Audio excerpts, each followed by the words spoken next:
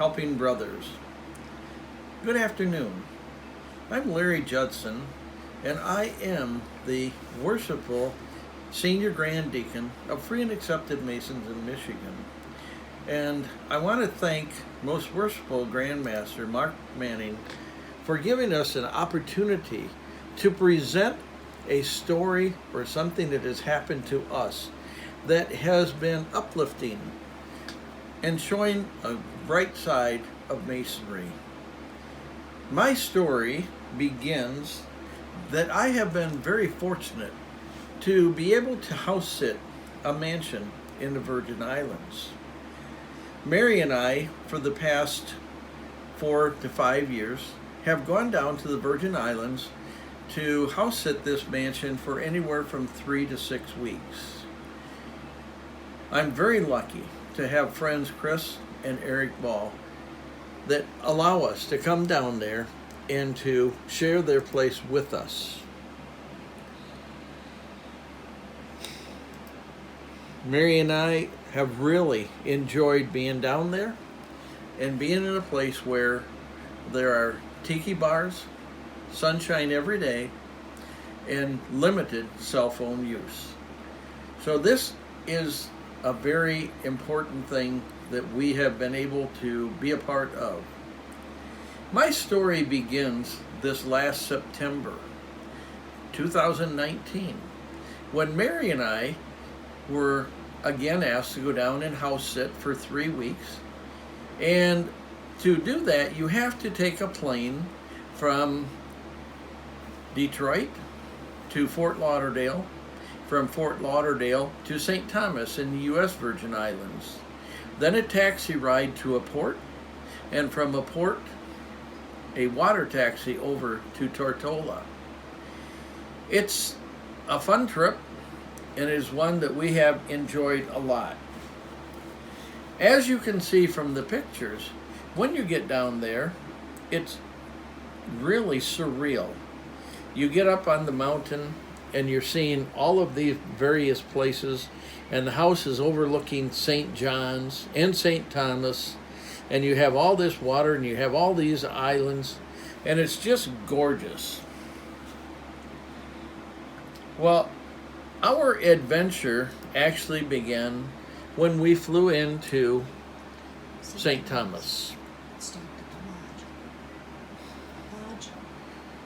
You now are seeing a picture that Mary and I took of the Lodge of Masons at St. Thomas. This was where we knew that there were Masons on the island, but we really didn't and hadn't met any of those Masons. We're very lucky that we're down there. Unfortunately, on this particular day, our plane was late in landing at St. Thomas. Everything goes by schedules: the airplane, the taxis, the water taxi. Because we flew in late afternoon, we were scheduled to catch the last water taxi from St. Thomas to Tortola. Well, why is it that every time that you're in a hurry, your bag is the last one unloaded onto the conveyor belt and the last one to come in? And as Mary and I was collecting our bags, we looked at the time, and then we received the news that the port at Charlotte Amalie was not going to have any water taxis to Tortola. Therefore, we had to take a 20-minute taxi ride all the way across St. Thomas to Red Hook to catch a water taxi. Well, we had a 20-minute ride going across, and it looked like from the time we had 15 minutes to get there. That presented a problem. So we decided, okay, we may have to spend a night in St. Thomas. So Mary and I gathered our things and we went to the captain of the taxis. And when we got there, the captain of the taxis looked at me and he says, "Is there anything I can help you with, brother?" It was then that I noticed he had a gold chain, and hanging on the gold chain was the square and compass. And then I looked, and his name was Irvin Mason. Yes, Irvin Mason. And he's asking me if there's anything they could do to help. And of course I said, yes, there is. We're going to miss our water taxi. Therefore, could you recommend to us a nice hotel place to stay here on St. Thomas tonight? Well, Irvin looked at me and he said, brother, you can catch that water taxi to Tortola. Well, I looked and I said, I'm not sure how that's going to work, because we have a 20-minute ride and we have the taxi taken off in 15 minutes. Well, Brother Irvin looked at me and he said, well, brother, I'll make a phone call and you will catch the water taxi. I wasn't sure what he said, so I said, okay. He said, you need to get into that taxi and that boat will be there. And of course, being a doubting Thomas, I said, how can that be? You can't speed up going through this town, and I know it's going to take 20 minutes. Well, Brother Irvin said, brother, I am going to make a phone call.